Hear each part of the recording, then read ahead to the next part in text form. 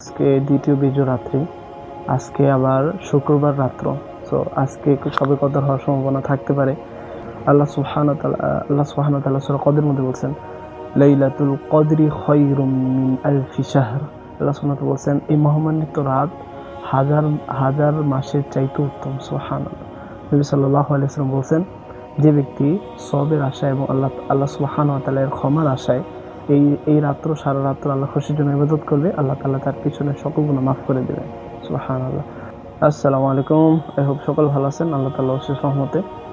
দেখতে দেখতে আমাদের রমাদান শেষের দিকে। আজকে দ্বিতীয় বিজয় রাত্রি, আজকে আবার শুক্রবার রাত্র।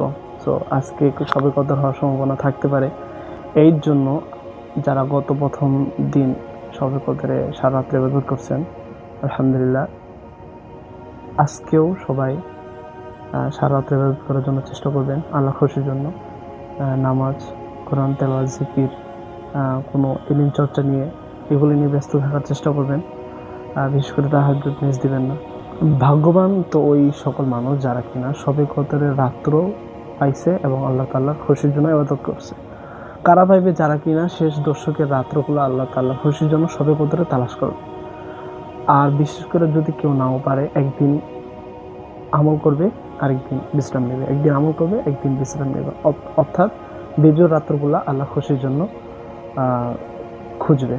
আল্লাহ রাসূল সাল্লাল্লাহু আলাইহি ওয়াসাল্লাম একবার মজলিসে আসতেছিলেন, তো তিনি সবাইকে জানাইতেন যে সবে কদর কবে।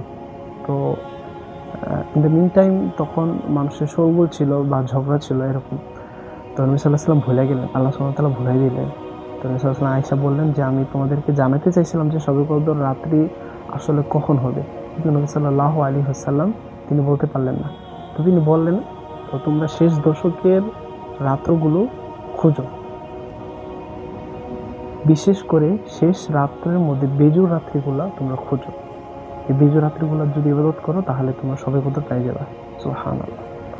আম্মা জান আয়েশা রাদিয়াল্লাহু তাআলা আনহা তিনি বলেন যে নবী সাল্লাল্লাহু আলাইহি ওয়াসাল্লাম এই রাত্রিগুলোতে আমাদেরকে জাগাই দিতেন, কখনোই ঘুমাইতে দিতেন না।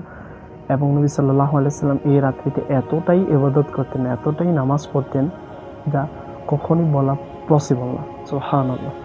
তো আমরা এই রাত্রিতে অন্তত নিজেকে শান্ত রেখে আল্লাহর খুশির জন্য এই রাত্রটা আল্লাহর জন্য দিয়ে দিব।